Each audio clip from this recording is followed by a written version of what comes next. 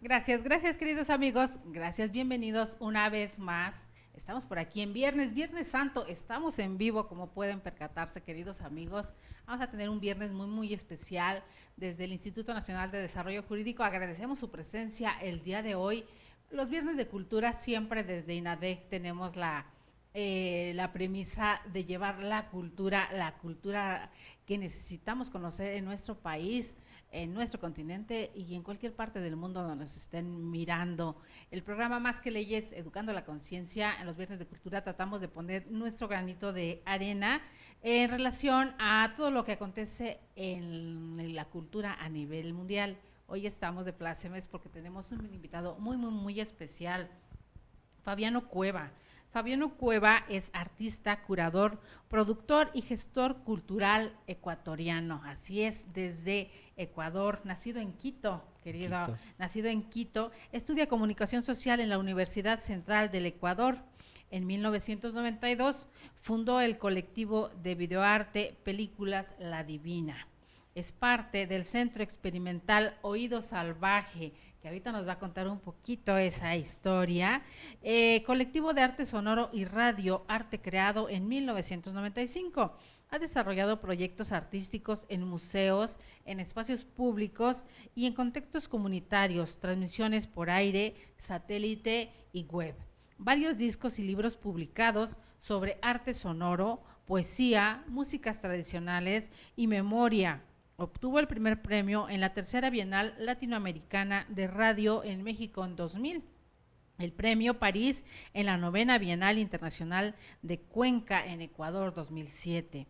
Además participó en la 10ª Bienal de La Habana, Cuba en 2009 y la segunda Bienal de Montevideo, Uruguay 2014.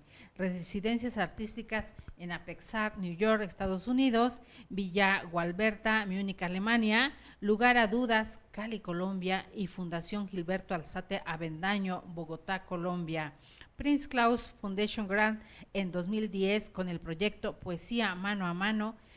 Tiene participación en eventos internacionales de arte contemporáneo, música experimental y radialismo. Vive y trabaja en Ecuador y hoy está con nosotros porque de la mano precisamente de Fabiano Cueva trae un proyecto a México que antes de entrar al aire nos comentaba de qué se trata, nos tiene impresionados y de ahí el nombre que le dimos al programa del día de hoy, Archivo Humboldt en México, un proyecto apasionante que va a presentar próximamente el sábado 27 de abril en el Museo Exteresa Arte Actual aquí en la Ciudad de México.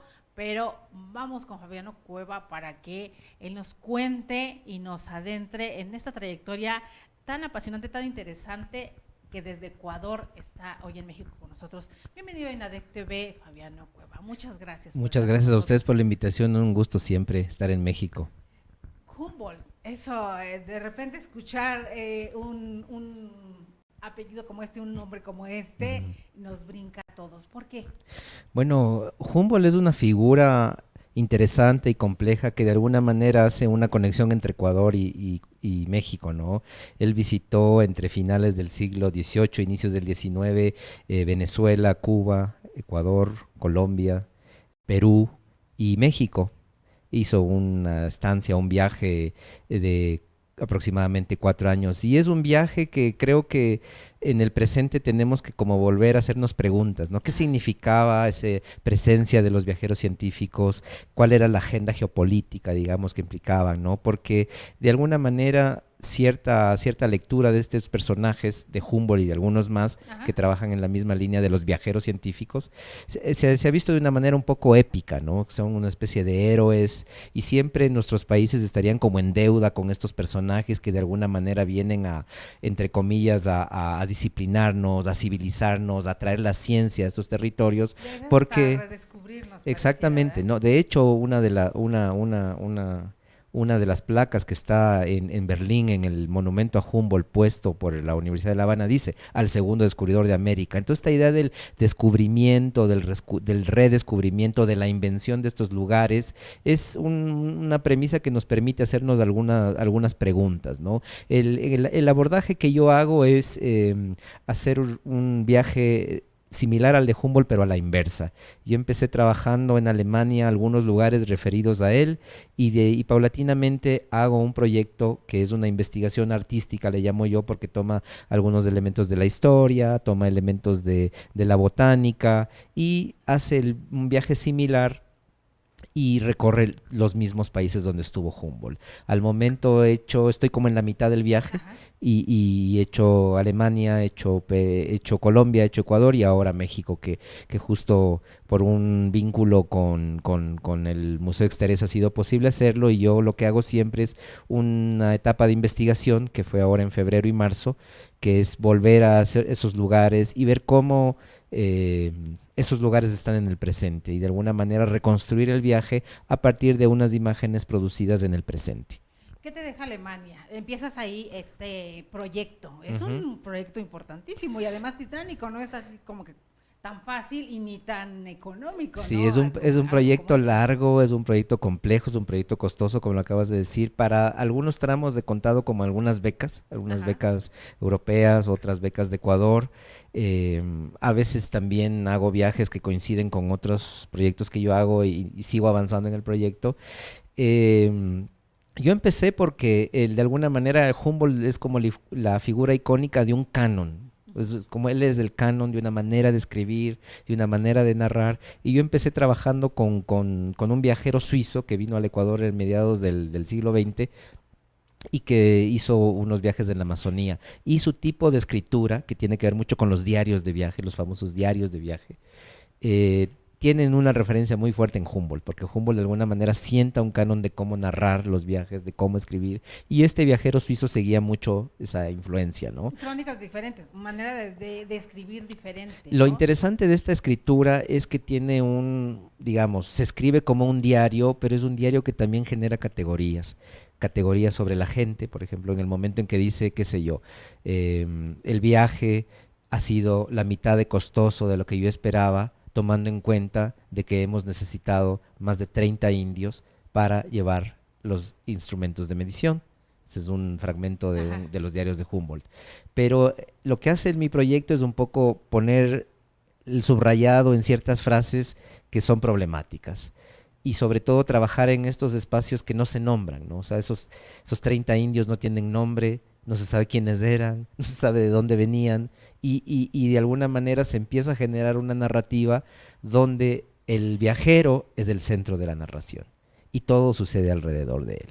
Y todo lo que sucede alrededor de él, tanto de lugares como de sujetos, de comunidades, puede estar nombrado o no, o nombrado de una manera bastante genérica, pero porque el centro narrativo es la figura del viajero. Entonces a mí me parecía que esa estrategia de narrar, de escribir, de inscribir, porque luego eso se vuelve publicación, se Ajá. vuelve una verdad, esa manera de construir verdad, me parecía problemática, y yo empiezo a generar unos ejercicios donde me imagino qué pasa si esos sujetos anónimos, esos sujetos sin nombre que están en sus Cosificados diarios incluso, ¿no? se desprenden. Sí. Entonces hay un cuadro emblemático que se llama Humboldt y Bonpland. Bonpland era el acompañante de Humboldt en este viaje, era un botánico que acompañaba a Humboldt en el viaje americano, en la llanura de Tapi. La llanura de Tapi es una llanura que está cerca del volcán Chimborazo en el Ecuador.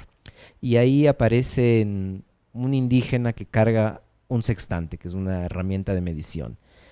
No se sabe nada de ese sujeto. Por la manera en que está pintado, podríamos pensar que es un indígena, porque también esa es como la pregunta, ¿cómo se representaba lo indígena en esa época y hasta ahora incluso?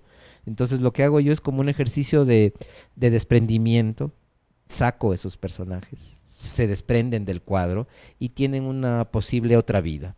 Entonces, para hacer este Incluso ejercicio, interacción con el actor principal en este caso. entonces lo que yo hice fue, yo trabajo mucho para este proyecto con video. Entonces este video lo que es el recorrido, es el filmar el recorrido de los viajes por las etapas, donde yo encarno dos personajes. Uno que aparentemente es Humboldt, podría no serlo, nada refiere, tiene una apariencia que quiere ser similar, usa una vestimenta similar, y otro personaje que es una especie de investigador, ahora que está muy en boga un becario, un académico, un tesista, que ahora están de moda los tesistas, todo el mundo hace la tesis. Entonces son como dos personajes que hacen un recorrido por los lugares alternadamente, y se encuentran, se desencuentran con lugares, con otros personajes, y a partir de ese quiebre, digamos, se produce esta especie de crítica que yo quiero hacer sobre el viaje de Humboldt, ¿no? Por aquí, nuestra querida doctora Carmen Espinosa Valdivia nos dice, ¿qué hay de cierto en la afirmación de que Humboldt fue espía de los Estados Unidos para averiguar geografía, recursos naturales y vulnerabilidades de nuestros países? A ver, yo creo que ese es un debate interesante, bastante complejo. Yo no diría que Humboldt fue un espía. Yo creo que más bien hay que pensarle a Humboldt dentro de una gran trama de poder imperial del siglo XIX que tiene en el inventario de recursos naturales, por ejemplo, un objetivo muy claro, ¿no? Cuando tú, por ejemplo, revisas el ensayo político sobre la Nueva España, que es un documento fundamental de Humboldt donde trabaja el tema de México, y cuando tú ves que hay esta mirada sobre la minería, esta mirada sobre los potenciales agrícolas, esta, esta, esta traducción a la geografía del territorio, porque los territorios todavía no estaban bien definidos, esta idea de esta obsesión por medir, por cuantificar, por limitar el espacio, De tiene ahí que... el cargar los sextantes estos todo el Exactamente, tiempo, entonces ¿no? que tiene que, entonces también le desmitifica un poco al trabajo científico. El trabajo científico es un trabajo político. Entonces creo que también hay que hacer ese quiebre de que recoger unos herbarios, inventariar especies de fauna, hacer unas mediciones, tiene un objetivo político. Entonces yo creo que más que ver en Humboldt un espía, que digamos no tiene esa condición, el viaje de él, la información que él produce tiene un objetivo muy claro que se inscribe dentro de los proyectos imperiales del siglo XIX de acceso a las materias primas, es un momento de despegue del capitalismo de mercantil a industrial, tiene que ver mucho con la farmacéutica, tiene que ver mucho con las materias primas, y el viaje de Humboldt debe ser entendido en esa lógica, ¿no? Toda esta información que él produce, que además era una información que antes que existía, porque él tuvo contacto con muchos científicos, con mucha gente que sabía, y también tiene contacto con estos sujetos que no se nombran. Por Exacto. ejemplo, para llegar al volcán Chimborazo tú no subías sin la ayuda de comunidades ancestrales que habitan ese territorio. Por supuesto, esas comunidades no tienen nombre, no se sabe quiénes son, solamente dice el indio, el criado, el ayudante, nunca tienen un nombre, pero digamos, en esas redes de conocimiento que no están categorizadas como ciencia, está parte de esa lógica, ¿no? Entonces, desde ahí hay que ver que la ciencia tiene un carácter extractivo. La propia ciencia lo que hace es acopiar conocimientos, extraer conocimientos y legitimarlos de una manera autoral. Entonces él se vuelve una especie de autoridad sobre el conocimiento de América y ese conocimiento tiene un direccionamiento que tiene que ver hacia el capital. Es un viaje que sirve muchísimo a los ingleses para poder hacer unos diseños de inversiones sobre las minas, específicamente en México, y tiene que ver con todo este reordenamiento que está sufriendo el mundo colonial luego de las reformas borbónicas y ya luego el tema de las independencias. Se asocia mucho la figura de Humboldt también al pensamiento liberal de los criollos y de los letrados latinoamericanos.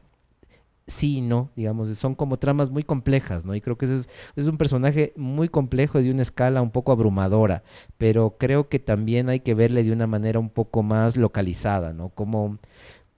Qué efectos tiene esa política de verdad que él establece, cómo nuestros estados luego de la independencia, nuestros jóvenes estados nacionales, por llamarle de algún modo, adoptan la ciencia como un proyecto de Estado, como la ciencia, la estética, la creación de los museos, la mirada sobre el territorio, es una mirada que viene de los viajeros y de alguna manera los jóvenes Estados-Nación adoptan esa mirada de la ciencia para poder organizar las fronteras, por ejemplo, para poder hacer unas políticas alrededor de la riqueza, pero sobre todo creo que es fundamental esta asociación que no viene solo de los viajeros, sino es anterior, que la riqueza y que naturaleza produce riqueza, que es ver en la naturaleza una fuente de riqueza, una fuente de recursos, que es un modo de relacionamiento, digamos, desigual, ¿no? No es ver en la naturaleza un espacio vital donde hay unas dinámicas entre lo humano, lo no humano, sino que la naturaleza es un espacio para ser explotado. Partiendo de esta premisa que da, entonces pareciera que en Humboldt se abrevan diferentes, todo lo toman como fuente, incluso al grado de de tomarlo para la revolución industrial, porque hablaba Claro. sobre todo esto, todo lo que nos comparte o todo lo que les lleva, porque lleva las partes esenciales, por llamarlo de una forma, todo lo demás lo deja en segundo, tercero o incluso ni siquiera es mencionado en sus memorias o en sus viajes.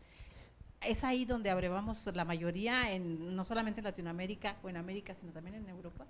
Bueno, yo creo que, por ejemplo, hay una dimensión, ¿no? Que es, digamos, es cómo él produce verdad. Él genera un conocimiento que tiene muchas deudas con gente que se nombra, con gente que sí se nombra, sobre todo los científicos, no sé, estoy hablando de la gente que estaba en el colegio de minería, digamos, había una red científica que además no es solamente de Humboldt, ¿no? En general en el siglo XIX se produce el conocimiento por redes, pero esas redes están capitalizadas por autores.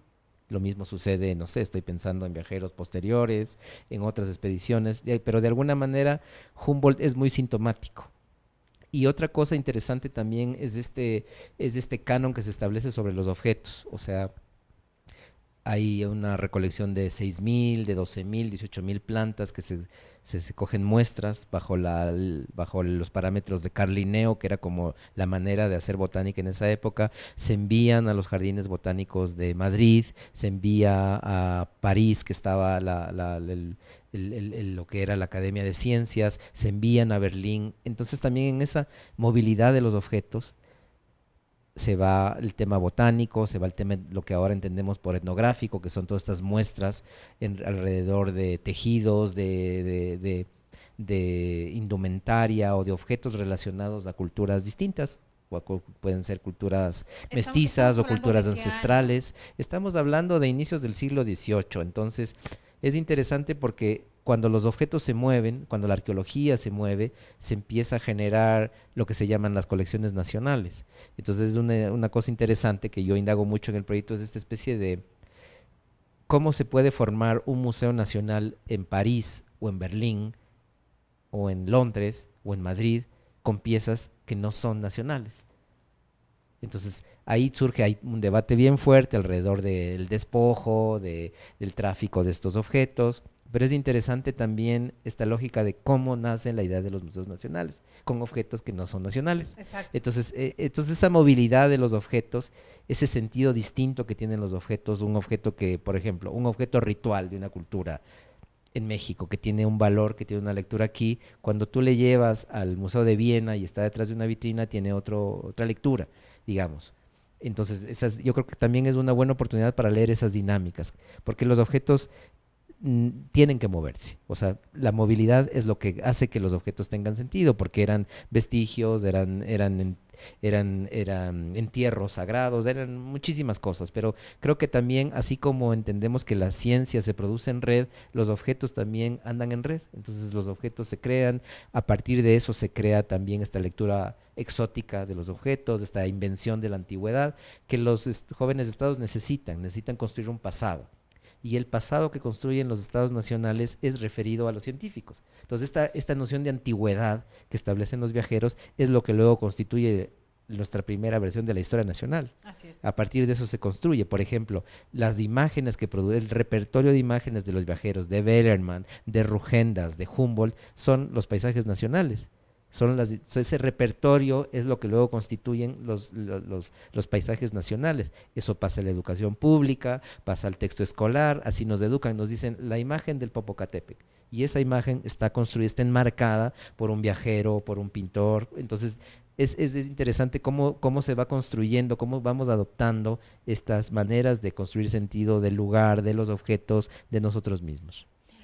¿En qué nos parecemos? ¿En qué se asemeja México, Ecuador y la parte de Latinoamérica en relación a lo que nos está comentando? Porque todos nos sentimos saqueados y eso no nos lo van a quitar de nuestra memoria desde todo el tiempo. Digo, esta carta que últimamente manda nuestro presidente y que se dio a conocer a nivel mundial, donde se pide resarcir el daño que nos hicieron de alguna forma, exigiendo disculpas por lo que sucede. No solamente sucede a México, sucede a toda Latinoamérica, ¿no? A toda Centroamérica. ¿Hasta dónde nos hermana también ese sentimiento? Bueno, yo creo que a mí me parece interesante la declaración del presidente, me parece también problemática, me parece que hay que matizarla, creo que se puede entender de una manera un poco binaria de buenos contra malos, víctimas y victimarios, y Ajá. creo que más bien hay que abrir la pregunta. Creo que la idea del despojo está siempre como sobrevolando algunos ámbitos de nuestra vida, eh, pero creo que hay que pensarlo, aparte de matizarlo, como problematizarlo un poquito más, ¿no? Me parece que la idea, una idea que trabajan algunos pensadores latinoamericanos de la llamada herida colonial, puede ser interesante. O sea, la herida colonial no tiene que ver con el dolor, tiene que ver también con el genocidio, con muchos, pero es como una pregunta que nos hacemos donde, porque muchas veces se entiende lo colonial como un periodo de nuestra historia. Ah, se apagó la independencia y se acabó lo colonial. Y de alguna manera estoy pensando, no sé, en Enrique Dussel, estoy pensando en Silvia Rivera, en algunos pensadores latinoamericanos que piensan como la colonialidad no como un momento de nuestra historia, sino como la colonialidad como un régimen que tiene unas complejidades y que permanece. Y que sí, porque Nuestra, dura hasta nuestro tiempo para nuestra, muchos, o sea, ¿no? nuestra manera de relacionarnos, no solamente de nuestro país con ese fantasma extranjero que siempre nos despoja, sino también tiene que ver con nosotros mismos, con la manera en que el Estado se relaciona con sus comunidades, cómo entre comunidades nos relacionamos y de alguna manera la colonialidad, que también hay una categoría que trabaja mucho que se llama el colonialismo interno, digamos, que es como que la colonialidad es compleja, tiene dos vías, tres vías, muchas maneras de razonamiento, cómo esa subjetividad construida desde la llegada en 1492 de Colón ha construido unas formas de relacionamiento que son propias de este lugar.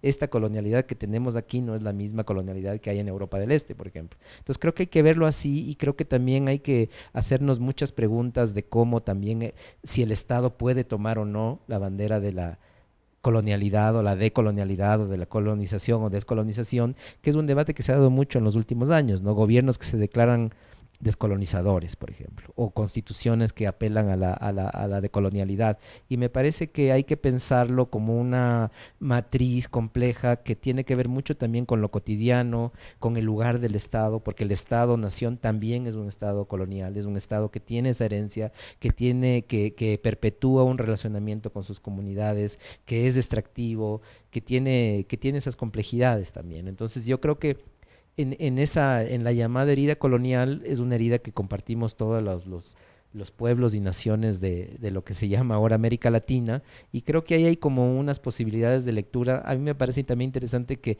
esta exposición coincida con esa declaración, porque no Esas se, causalidades, no ¿no? se relaciona directamente, pero creo que da una vía de lectura, ¿no?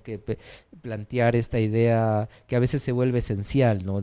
Por ejemplo, reclamar unos orígenes que a veces son exacerbados, unas identidades muy estables, como si habría una identidad muy estable que se enfrenta a un fantasma del saqueo, del despojo. Entonces creo que también es interesante hacernos preguntas sobre esas identidades en el presente, ¿no? Que son identidades móviles, que son maleables, que no son esenciales, porque creo que llevar el debate a una cosa de esencias no produce reflexión, ¿no? Hay otra cuestión que también nos hermana, y aquí hablamos de otro pueblo latinoamericano más, de Bolivia.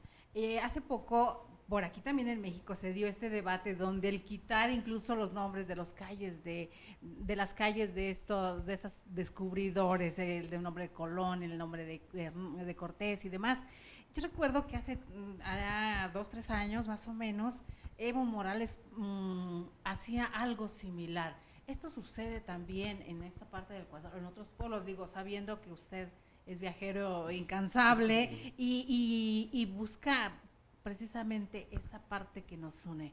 ¿Sucede también esto? ¿Y qué implica el pensar que quitando los nombres de algunos que llaman mercenarios, algunos llaman descubridores, se puede evolucionar o se puede tal vez sanar un poco esta herida colonial de la que nos habla? Yo creo que esta revisión, de alguna manera histórica, hecha por el Estado, o sea, es una revisión oficial, Sí. eh, sobre todo en algunos gobiernos progresistas, es interesante, pero me parece que es un gesto un poco propagandístico. A mí me parece que por ejemplo, derribar monumentos o quitarlos o cambiar los nombres, si no están, digamos, dentro de una discusión de reflexión con las comunidades y de las comunidades, Ajá. o sea, uno no quita un monumento porque se le ocurre. Yo creo que tiene que surgir de una necesidad de reflexión. Ujú. Y la reflexión no la autoridad sobre la reflexión no la tiene una autoridad. O sea, yo como ministro del Interior o de Educación o lo que sea, puedo decir, bueno, me quitan ese monumento, pero creo que si eso no está sostenido en una reflexión profunda, que no vuelva a esenciar el debate, se vuelve un gesto un poco banal, creo yo. O sea, creo que, por ejemplo, ha sucedido en Argentina también que hay esta idea de porque también tiene que ver con las memorias, ¿no? Y es una memoria que no puede ser borrada. Yo creo que lo interesante sería em, hacer una crítica sobre todo a estas nomenclaturas, ¿no? Porque el ejercicio de nombrar es un ejercicio colonial. Ajá. El ejercicio de decir esto se va a llamar así a partir de ahora tiene un gesto colonial, ¿no? Tiene un gesto colonizador. Entonces yo creo que para establecer una memoria crítica amplia que permita debatir, no sé si demoler monumentos y quitar nombres sea lo ideal. Yo creo que lo ideal sería matizar poniendo nombres simultáneos, porque también eso nos constituye. Nosotros no podemos borrar ese hecho o esa memoria que es parte de lo que somos. Quitarnos los Creo, apellidos, sería, ¿no? exactamente, todos tenemos apellidos que te refieren a otros lugares, a otras comunidades. Entonces, yo creo que la idea no sería borrar, sino como poner en tensión, digamos, ¿no? Yo creo que si tenemos una calle que se llama al mismo tiempo, voy a hablar un poco en el aire, que se llama, no sé, Cuauhtémoc y Colón al tiempo, creo Ujú. que en ese ejercicio de contraste, de comparación, de equiparación, produce muchísima más pregunta que el solo borramiento y la sobreimpresión encima, ¿no? Yo creo que con eso hay que ser como muy tinosos porque ese gesto no descoloniza. O sea, tirar monumentos y cambiar nombres de las calles puede ser interesante en términos publicitarios, pero creo que es más profundo porque tiene que ver con la educación pública, por ejemplo, con cómo nos educamos, cómo aprendemos, cómo nos relacionamos en el presente, porque siempre cuando se está hablando, se habla del pasado, y el pasado es remoto, es hace 400 años, hace 500 años, y también viene esa idea del pasado, de esa idea súper romantizada, que es de los viajeros. O Así sea, es. los mexicas eran grandiosos y los mayas eran grandiosos, pero ¿cuál es el presente? O sea, cuando está el campesino en el Zócalo con una funda de maíz, ese es el mexica del presente. Entonces también este envío al pasado remoto de esas culturas que son culturas vivas, que están en el presente, no son de hace 600 años, están aquí presentes y están al lado nuestro, en la esquina, o en el metro, o en el autobús. Ese es el presente de esas culturas. Entonces creo que este gesto propagandístico de demoler monumentos y quitar nombres no nos ayuda a leer eso, que creo que es en América Latina lo que más necesitamos. Creo que eso también es una herencia del siglo XIX, tener esa visión idealizada del pasado, una antigüedad grandiosa de imperios, entre comillas, de pirámides, de grandes lugares arqueológicos, cuando son culturas vivas, son culturas que se mantienen, que son, por ejemplo, las comunidades que nos alimentan. Entonces también creo que ese romper esa lógica romantizada y utilitaria del pasado y traerla al presente es más interesante de debatir que demoler monumentos y poner nombres encima, ¿no? Viniendo un poco más acá, ahorita nos regresamos a donde estábamos, viniendo un poco más acá, aquí en México sucede algo en el 68 que fue conocido a nivel mundial, ¿no? Esta matanza que se hace de Ujú, jóvenes estudiantes, y hace poco precisamente quitan placas referentes al nombre de Díaz Ordaz, que ujú, fue el presidente que en este momento, y que muchos alegan, y a ciencia cierta, desde la ciencia suya, ujú, que fue quien ordena la matanza, y ujú. quitan las placas y demás. ¿Esto en qué ayuda en una memoria tan corta como la que tenemos ahora? A mí me parece que eso es interesante y problemático. Creo que ahí se puede ver el caso chileno o Ujú. argentino, donde hay un pasado reciente violento y una memoria de la violencia, digamos, en este caso de la violencia autoritaria, de la violencia Hablando de Pinochet en represiva, Chile, ¿sí? ¿no? Y de la dictadura argentina, donde Así incluso es. tengo algunos colegas que trabajan mucho esa memoria. Yo creo que la mejor manera es hacer una especie de memoria contrastada. O sea, yo sí creo que si ¿Cuál sería una memoria yo contrastada? creo que si la plaza dice Díaz Ordaz, no debería decir solo el nombre, debería decir cuál fue el lugar de este personaje y qué hizo. Me parece, o sea, si yo estoy pensando, no sé, en nuestros hijos o en los niños, o sea, creo que es más interesante nombrar de una manera crítica, digamos, ¿no? Si dice este personaje fue el presidente cuando sucedió la masacre de Tlatelolco, creo que es más interesante que quitarla. Ok. Porque Sería más ilustrativo y sería más yo para creo que es más alguien educativo, porque educativo, yo creo exacto. que yo creo que necesitamos urgentemente como y digamos, la idea de descolonizarse es justamente eso, intervenir en los espacios más sensibles, y uno es la educación. O sea, somos frutos en la mayoría de la educación pública. Incluso la educación privada replica todas estas verdades.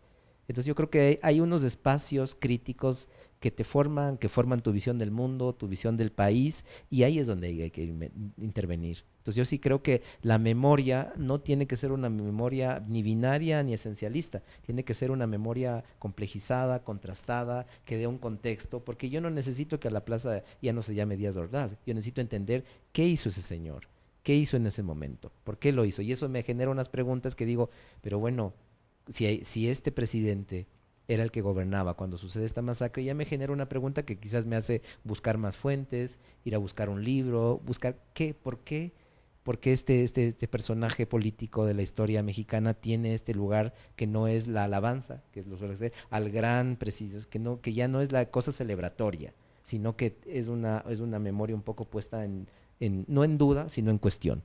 Que precisamente para eso en todos lados se pone el nombre de la calle de tal o cual, ¿no? Ujú. Para en este afán de perseverar en la historia y de pasar a la historia como alguien que hizo, aun cuando sabemos que no sucede. Esto sucede también en Latinoamérica, en Ecuador, el poner nombres o lugares importantes de quienes se consideraron en su momento, porque Sí, se autonombran más que nada. claro, yo sí creo que el nombrar es una cosa compleja, porque cuando uno nombra de un modo, queda por fuera otros nombres. Exacto. Entonces yo creo que esta idea de cómo incluimos esos nombres excluidos, que es importante, no es una buena vía quitando los otros, digamos, ¿no? Exacto. Sino que creo que hay que hacerse preguntas. Yo sí creo que hay muchos nombres que se quedan por fuera, sobre todo estoy pensando en las nomenclaturas de las calles que hacen los municipios o hacen aquí se llaman las delegaciones, que siempre es una cosa celebratoria, ¿ya? Entonces, hay calles que hay personajes, por ejemplo, en Quito pasa mucho de que hay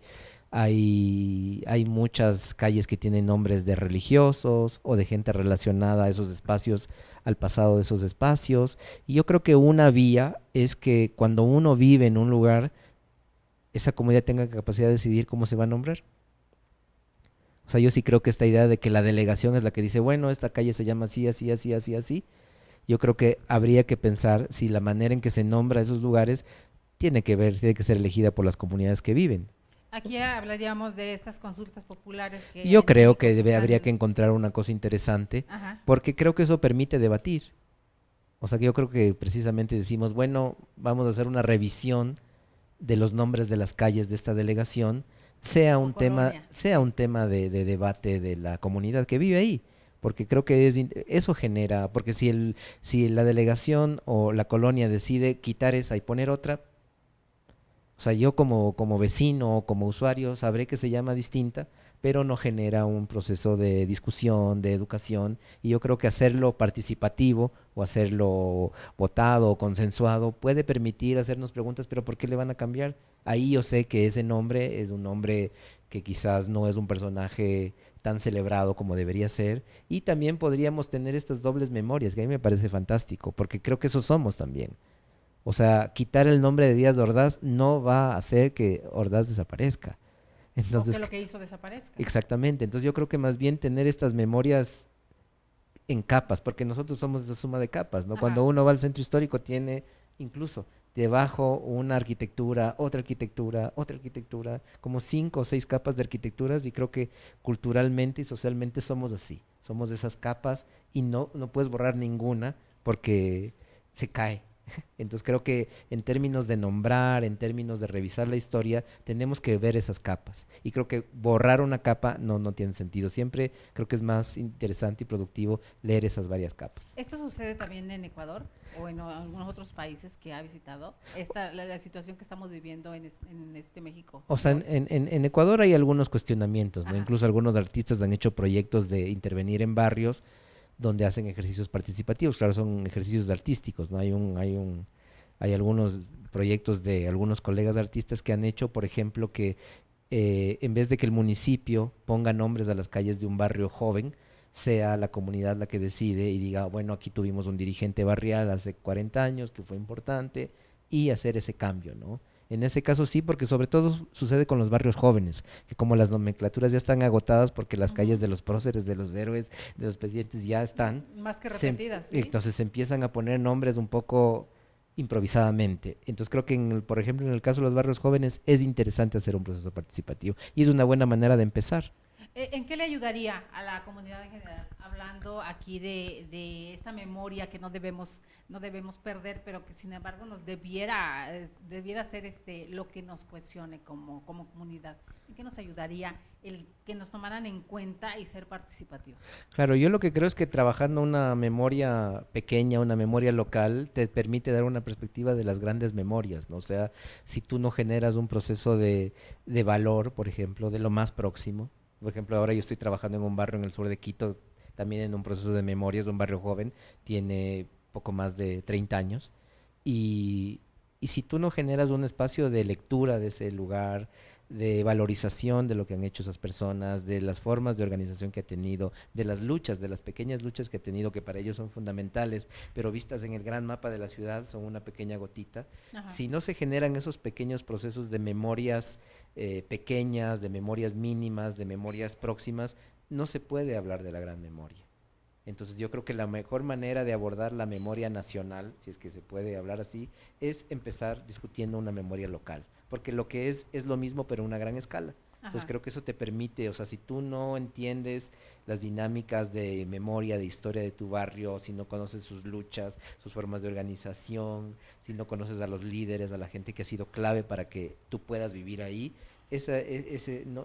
luego se vuelve muy fácil otorgarle esa lectura a la memoria al Estado, por ejemplo, o a la educación pública. No es que la memoria ya viene hecha en el libro, ¿para Ajá. qué te vas a preguntar? Entonces yo creo que empezar en lo mínimo, en lo pequeño, en lo micro, te permite luego tener una perspectiva crítica mucho más macro. Y que entonces, retomando lo que hacía Humboldt, pero no nada más irse a lo grande, sino ver todas las raíces y todos los cimientos, a eso se refiere, porque en un momento me decía, iban tantos indios, iban tantos Ajá. ayudantes, pero no se sabe absolutamente nada de ellos. En Ujú. este caso, tendríamos que hacer que nuestros barrios, nuestras colonias, nuestros lugares de origen, tomar en cuenta a estas personas que en su momento no fueron tomadas en cuenta. Claro, yo creo que, por ejemplo, esos mapas del siglo XIX se vuelven como casi radiografías, ¿no? Por ejemplo, muchos puntos de Humboldt son ahora puntos neurálgicos. Estoy pensando, él estuvo en el lago de Texcoco, hay varias figuras arqueológicas que él toma de ahí, se las lleva a Berlín, están en los museos de Berlín, y también te hace la pregunta, por supuesto, hay despojos, se llevó la arqueología, yo las he visto, de hecho, Sí, de hecho en este proyecto se pueden ver en ajá. video en la exposición, pero también te haces la pregunta, ¿cuál es el presente del lago de Texcoco? Y creo que esa es una pregunta candente que está ahora, ¿no? Que es Ajá. todo este tema, esta presión em, por urbanizar, por ejemplo, y por encauzar todo el sistema lacustre de esta maravillosa ciudad que está debajo hay agua. Ajá. Entonces, cómo esa presión de siglos también hace que nos lleve a este tema que hay ahora, que es el tema del aeropuerto, que se paró las obras, pero la destrucción ya está, cómo recuperar. Y también ahí ves cuál es nuestro modo de relacionamiento. Por supuesto, en la memoria de ese lugar está el paso de Humboldt, están las figuras arqueológicas que él tomó de ahí, que ahora están en un museo, una reserva en Alemania, pero también dice Y que mucho, muchos de los mexicanos ni siquiera sabemos, ¿no? pero No también dice sabíamos. mucho de cómo nos relacionamos nosotros, cómo leemos de ese lugar. Es un lugar completamente, es un vestigio natural, digamos, ¿no? Si Humboldt cuando vio ahí un vestigio arqueológico, ahora cuando nosotros vemos ese lugar, es un vestigio natural. O sea, es una zona completamente devastada, encementada, y también nos hace preguntas sobre nosotros mismos. Entonces ahí el despojo no viene solamente de este fantasma extranjero que se lleva las cosas. Nosotros mismos estamos generando un proceso de despojo de un espacio natural que, que tenemos aquí muy cerca de la ciudad. Entonces, de alguna manera, estos mapas del siglo XIX te permiten leer puntos neurálgicos, ¿no? Algo como, es que por aquí el ingeniero nos manda una pregunta sobre las obras de un país, que es lo que nos estaba diciendo ahorita, que tiene la propiedad en otro país. Eso sucede aquí mucho en México. En las noticias nos han hablado del penacho de Moctezuma, ¿no? Que lo tienen en otros lados, que incluso que lo de la Virgen de Guadalupe, que para muchos pudiera ser un ícono a nivel religioso en toda Latinoamérica, vemos peregrinaciones de toda Latinoamérica, que es algo que no trajeron, pero al mismo tiempo se lo lleva, ¿no? Porque es como una caja chica del Vaticano. Entonces, realmente lo que entra a la basílica o además, pues no queda para el país, sirve para otros lados. Lo mismo sucede con empresas. Hablábamos antes de entrar al aire del petróleo de nuestro país, ¿no? Que en algo ahí tenemos equiparación con Ecuador. Somos países petroleros. Somos países petroleros, pero pues vivimos en unas condiciones parecidas. ¿Qué sucede? ¿Sucede algo parecido con esto de México? De que seamos las propiedades de una nación, les estén en otra parte del mundo y la reclamen en otra parte del mundo. A ver, yo creo que esta idea del despojo también hay que matizarla, ¿no? Porque si no, de alguna manera nos victimiza, somos siempre pobrecitos. Y digamos, sobre todo en este proyecto, digamos, yo lo que intento es hacer una crítica de esa lógica extractiva. Y la lógica extractiva, por supuesto, tiene que ver con unas tramas de poder que no son locales, siempre son regionales o son globales. En el siglo XIX, cuando vienen los viajeros y dicen aquí hay grana cochinilla, aquí hay lo que llamaba Humboldt la vid mexicana, que era el maguey, que es lo que da el mezcal y el tequila, por ejemplo, cuando se inventarían todos esos recursos y se ve ahí una posibilidad económica, inscribe, o sea, acentúa una lógica y dice, claro, la naturaleza es igual a la riqueza y la riqueza sirve para el progreso y el progreso es la industrialización, las carreteras, los aeropuertos, esto que vivimos ahora, es una, digamos, instaura una línea del progreso y el fin de la vida individual y social como una línea de progreso. Hemos visto que no, y sobre todo una línea bastante mecánica, ¿no? Como si el progreso fuera una suma de unas carreteras, de unas decisiones, de unas inversiones, cuando la vida social y cultural es mucho más compleja. Por ejemplo, que una carretera atraviese un territorio que una comunidad lo considere sagrado. ¿Cómo intervienes? ¿Cómo haces una carretera encima de, no sé, de un entierro? Allá en el sur se llaman huacas, un espacio que si esta comunidad determina que ese lugar es sagrado, el lugar de sus antepasados, ¿cómo pasa la carretera? Lo vimos con el gasoducto en Estados Unidos. Exactamente, ¿no? Creo que ese es un tema reciente, emblemático. Entonces, creo que el debate es cómo leer esos mismos problemas ya con otras lógicas. O sea, creo que el reconocimiento de que la naturaleza no está para extraer, sino para relacionarse de un modo. Y también quitarle paulatinamente el acento a esta idea de que el progreso es una línea recta y también a la idea de que solamente por medio del progreso vamos a salir de lo que siempre se llama, que es una cosa, hay una categoría que se crea en el siglo XVI que es la naturaleza. A partir del siglo XVI y XVII se inventa. La naturaleza no existía, es un concepto completamente construido. Igual es la pobreza. ¿Qué es la pobreza? Entonces, digamos, además van a la par siempre. Naturaleza, pobreza son dos categorías que de alguna manera rigen y han regido nuestra vida. Siempre es esta idea. Hay que progresar para salir de la pobreza. ¿Cómo se progresa? Sacando de la naturaleza. Entonces es como una lógica muy mecánica, muy occidental. Esa sí es muy occidental, esa viene de Occidente, que por ejemplo es muy ajena a los pueblos nacionales ancestrales, que leen ese mismo lugar donde ellos ven una hidroeléctrica, ellos ven una cascada sagrada. Entonces el debate es cómo, o sea, ¿cuál es la vía? Entonces, aparte de la línea del progreso, debe haber otras vías, y esas son las vías que tenemos que inventar, ¿no? Y ahí creo que tenemos que leer esos signos, o sea, las obras públicas, los proyectos de las mega obras, por ejemplo, siempre entran en unas tramas políticas, económicas, que no son mexicanas, o son ecuatorianas, o peruanas, son globales. O sea, y de alguna manera hacernos la pregunta cómo este espacio que nosotros creemos que es el pequeño, el más próximo, tiene un peso global, digamos, ¿no? El mismo caso histórico de la grana cochinilla, que era un boom en el siglo XVI, XVII, que se llevaban por unas cantidades enormes, que creó un color, cambió la cromática del mundo, ese color que da la grana cochinilla, o por ejemplo estas aguas que están en el norte de Uruguay, que se corría la idea de que los mapurés habían dicho que esa agua era milagrosa y se empiezan a llevar en barriles a Europa. Entonces ahí toda esta cosa, por supuesto, del despojo, de la extracción, pero sobre todo creo que para el presente nos aporta de que una misma cosa puede tener varias lecturas. Nos ha hablado de políticas extractivas y políticas progresistas, y pareciera que empatan las dos. Pareciera que esta idea no la quieren seguir vendiendo desde esos tiempos, ¿no? Desde el tiempos de la colonia y antes. Esta política donde tengo que quitarte esto para poder hacerte esto. Y te manejo una obra grandísima en tu imaginario, aunque a final de cuentas se quede como un elefante blanco, llamamos aquí en México algo que quede inservible, o que ni siquiera se ocupan. Los miles de millones que nos dicen que se iban a utilizar, terminan rebasados o terminan en los bolsillos de unos cuantos. ¿Por qué esta forma de hacer política pública en Latinoamérica parece que si fuéramos hechos de la misma manera? Sí, yo creo que justamente esas son las preguntas que nos devuelven al siglo XIX. De alguna manera, yo estoy trabajando ahora mucho en el siglo XIX porque me permite entender el XXI. Entonces uno piensa y dice, pero ¿por qué los estados piensan así? ¿Y por qué los políticos piensan así? ¿Y por qué nosotros también pensamos así?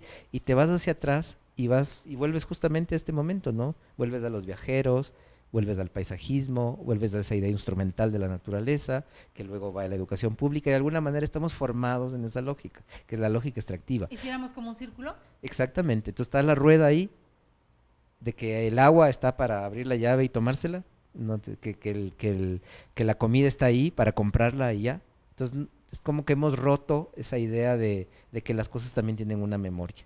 O sea, de que detrás de eso hay un trabajo, hay un campesino, hay una tierra, hay una propiedad sobre la tierra. Entonces como que nos estamos cada vez moldeando más a un sujeto sin memoria. Y memoria muy, muy, muy cercana, ¿no? O sea, en el momento en que un niño cree que la comida es del supermercado o el agua es abrir la llave, es que ha perdido una manera de relacionarse con esa memoria próxima, que es una memoria del trabajo, que es una memoria de qué hay alrededor del trabajo, de un sentido del trabajo, porque muchas veces no es un sentido del trabajo, del salario, del régimen laboral, sino que tiene que ver con unas complejidades. Cuando tú piensas en la comida que viene de la montaña o viene del mar, estás hablando de unos ecosistemas y de unas formas de ser muy particulares que quedan borradas en el momento en que vas al frigo y está congelado.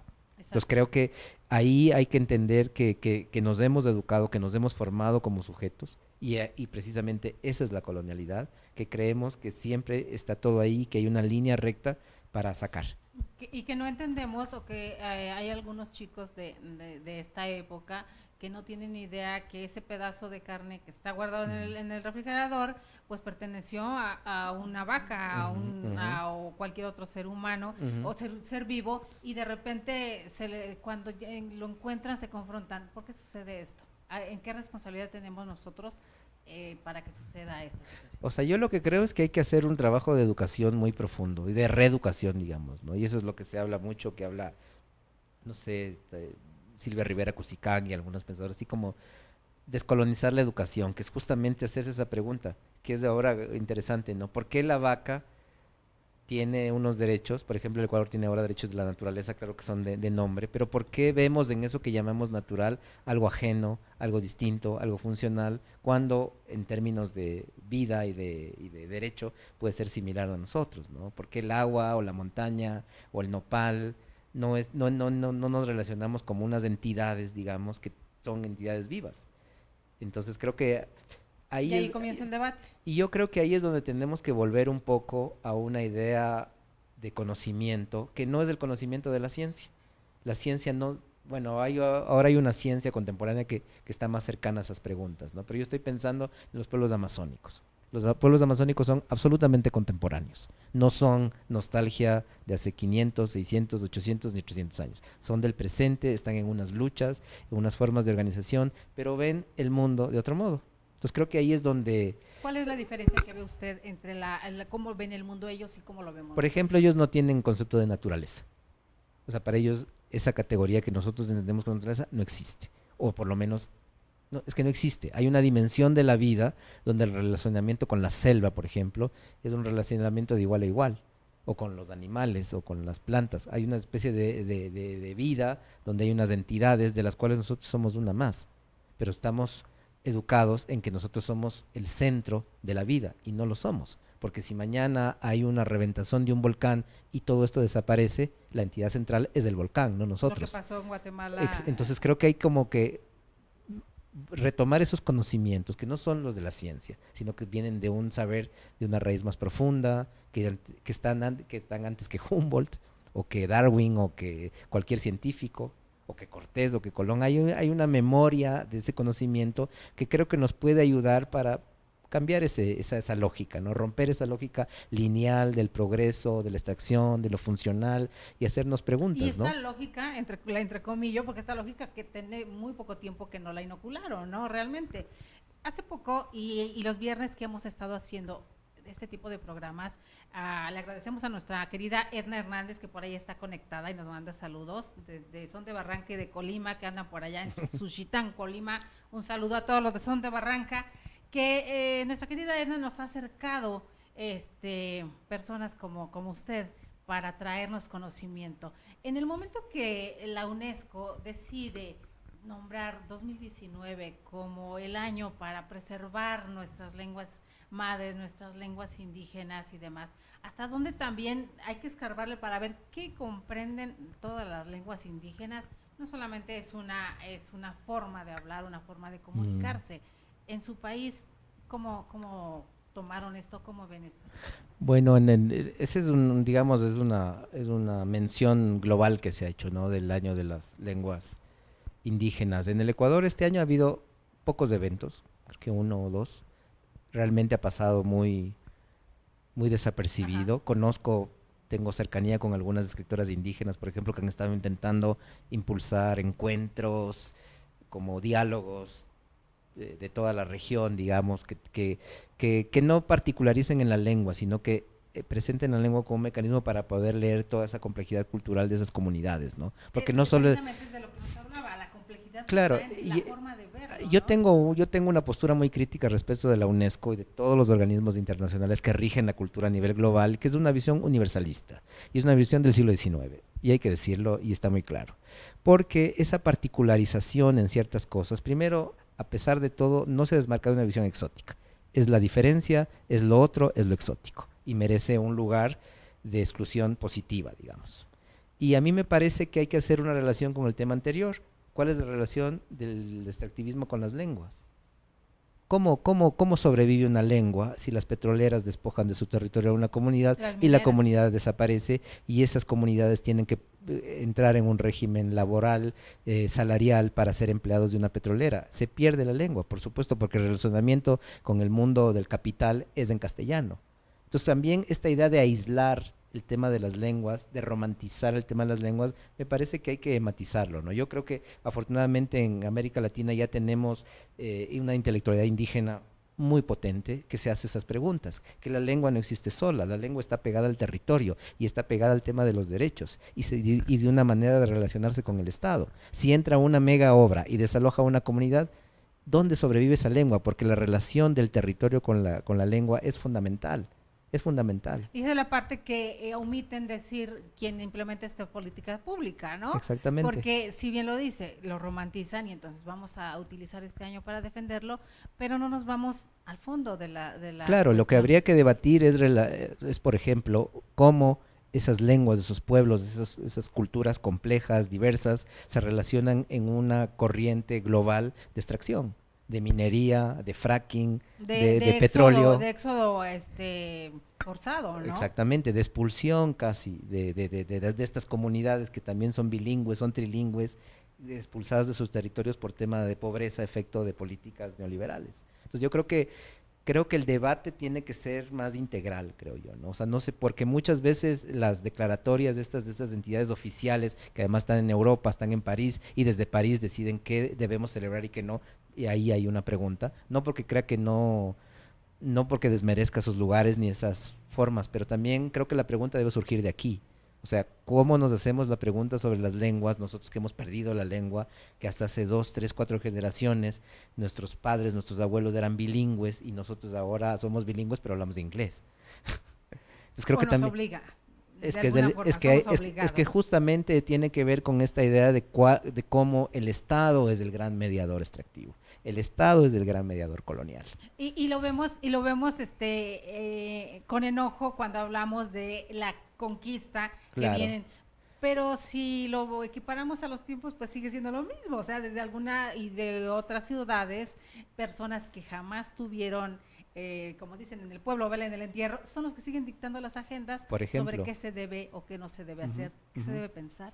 Claro, yo tengo en eso una postura bastante clara, así como la relación de la lengua con el territorio y con los derechos es fundamental, lo mismo sucede con el tema de los objetos. O sea, creo que la disputa de si esta arqueología o el penacho está aquí o allá, que es importante, también tiene que ver por qué consideramos que el objeto tiene tanto valor, porque tiene un valor simbólico, económico, o sea, el tema de la arqueología tiene un valor enorme, los diarios de viaje de Humboldt costaron 12 millones de euros, todos escritos en América, también es cuál es el valor de los objetos y las cadenas de valor de los objetos, ¿no? ¿Por qué ese énfasis en el objeto? Ese énfasis en el museo. Entonces dicen, no, es que sí, vamos a crear el Museo de las Lenguas. Pero el lugar de las lenguas no es el museo, el lugar de las lenguas es el territorio, y es el territorio con derechos, es el territorio con posibilidades de generar una forma de vida que el Estado respete, por ejemplo. Entonces yo creo que también esta idea de musealizar es del siglo XIX. El Museo de las Culturas, el Museo de las Lenguas, el Museo de los Objetos, cuando lo que creo yo es que hay que pensar en una lógica que más bien respete los territorios. O sea, yo, por ejemplo, a mí me gustaría que mi hijo, que tiene ahora 18 años, conozca la Amazonía no porque se va al Museo Amazónico, sino porque se puede ir a la Amazonía y ahí hay unas condiciones, unas formas culturales, unas formas de vida donde no ha entrado la extracción. Ese es el mejor, digamos, si nos ponemos a elegir, ese sería el museo ideal, el mejor museo. El mejor museo no es el donde está la luz, la vitrina, es donde está la vida. Entonces, ¿para qué? Yo no quiero que mi hijo vaya al Museo Amazónico, sino que se pueda ir a la Amazonía y tenga una experiencia de vida que le haga entender qué es la Amazonía. Porque la Amazonía no es la corona de plumas, no es el objeto de barro, por supuesto que lo es, pero no es solo eso. Y creo que también esta trampa de poner el peso de que la cultura es el objeto es del siglo XIX, es occidental y es colonial. En el caso de México, que se están respetando de muchas formas aún los usos y costumbres en los pueblos, incluso para hacer leyes, ¿sucede algo similar en Ecuador?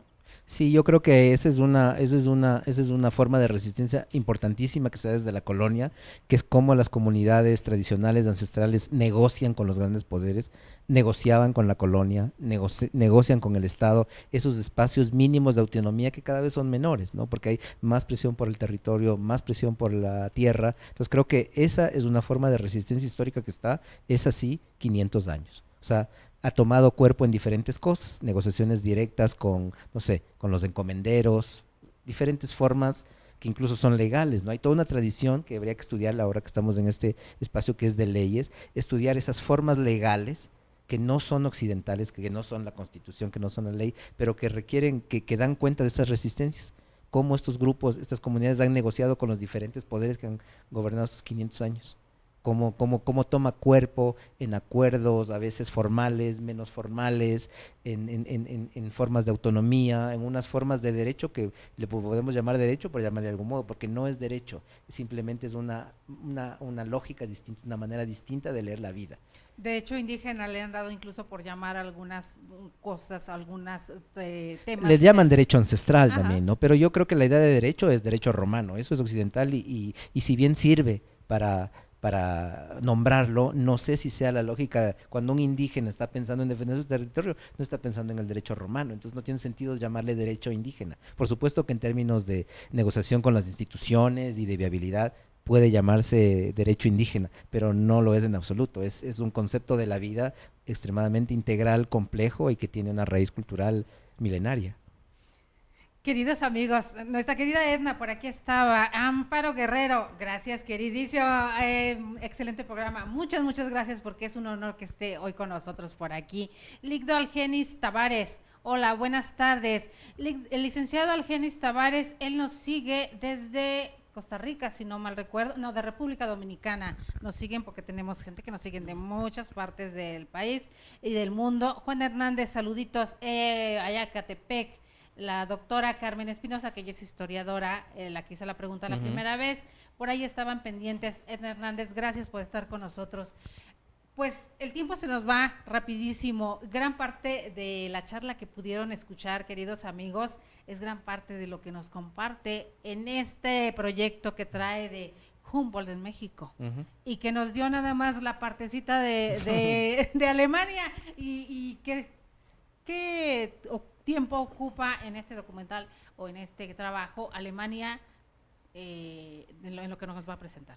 Alemania tiene como un lugar inicial y sobre todo lo que hago yo es que el viaje consiste en que yo sigo el rastro de ciertos objetos. Okay. Entonces, por ejemplo, yo me entro a la reserva del Museo Etnológico de Berlín, donde está, por ejemplo, la Madonna de Pátzcuaro, que es un arte plumario que llevó Humboldt a Alemania, que es un gran fetiche que ni siquiera se puede cotizar económicamente, es una pieza incalculable, ¿La digamos. Madonna de qué? La Virgen de Pátzcuaro se llama. Okay. La Virgen de Pátzcuaro es un arte plumario que ahora va a estar en el Humboldt Forum, que es este mega museo que se inaugura en Berlín en fin de año. Entonces yo de alguna manera entro a esa reserva a ver dónde están esos objetos. Es lo que podemos y hacer. Me hago esa pregunta, y lo mismo hago en el Jardin des Plantes en París o en el Museo de América de Madrid. Sigo la pista de estos objetos para problematizar la idea del despojo. No es esta cosa de buenos y malos, sino como qué sentido tienen esos objetos en esos espacios, qué sentidos tienen acá, qué otras lecturas son posibles, por qué ese peso en el objeto. ¿Cuál es la intención de inocular qué en el espectador para preguntar qué? O por lo menos la pregunta, o ir al análisis, o ir al buscar. ¿Cuál es la intención? Es una pregunta Fabiano Cueva? Es una pregunta muy sencilla, que es la que yo me hice cuando empecé. ¿Por qué estos objetos están aquí? Porque cuando la gente vaya a la exposición, que están muy invitados, sábado 27 de abril, 12 de la mañana, Museo Exteresa, está en Licenciado Verdad 8, a un ladito del Zócalo, que es una pregunta que yo me hice cuando empecé: ¿por qué estos objetos están aquí? ¿Qué dicen estos objetos? ¿Por qué objetos? ¿Por qué no otras cosas? Entonces ahí empecé a indagar cómo se había construido ese peso de los objetos. Comenzaremos una lista de porqués con Fabiano Cueva. Y cuando hablamos, no sé, vamos a volver a casos emblemáticos, una silla manteña ecuatoriana o el penacho de Montezuma. ¿Por qué ese objeto? ¿Por qué ese lugar del objeto? ¿Por qué se arrasa la selva, se hacen mega obras, se extrae y la disputa es del penacho de Montezuma? Entonces también es cómo estamos direccionados a esa cánon occidental del peso del objeto, si lo que hay que preservar es la vida, digamos, ¿no? Por supuesto que hay una memoria, hay muchas cosas, pero ¿por qué esa obsesión nuestra por el objeto y no por la vida? Queridos amigos, pues como pueden ver, y quedan invitados el sábado 27 de abril, el Museo Exteresa Arte Actual, en la dirección que nos da junto al Zócalo. Hay que ir, hay que estar atentos, hay que conocer y hay que adentrarnos en los porqués. Yo creo que entre más porqués, a mí me decía un amigo: tú nunca dejas de ser, tienes 3 años, Delia, siempre será, porque siempre estoy en el porqué. ¿Y será la única forma de tratar de encontrar este sendero, Fabiano Cueva? Sí, yo creo que como vivían nuestros abuelos antes, no vivían de certezas, vivían de búsquedas, de preguntas, ¿no? Creo que esto también esta parte de esta educación colonial es la verdad, el lugar que tiene la verdad, lo cierto en nuestras vidas, y quizás la vida sea una cadena de preguntas, ¿no? Porque eso nos permite ir.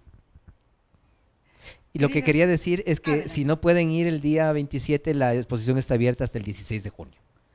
Okay. Se inaugura el 27 de abril y permanece hasta el 16 de junio. Así que tienen mucho tiempo para ir de lunes a domingo. Pues ojalá podamos estar con usted y que de primera mano ver claro de qué sí. se trata para compartírsela a nuestro público. Queridos amigos, de verdad, muchas gracias porque estuvieron hoy con nosotros. Esperamos que unas lecciones de historia que nos deja hoy Fabiano Cueva, y también nos va a dejar el por qué. Vamos a buscar a Humboldt para saber qué más nos puede. Cada uno le encuentra algo diferente también. Sí, yo creo que eso se trata, de que cada cual haga la pregunta que necesita, porque la pregunta surge de la necesidad.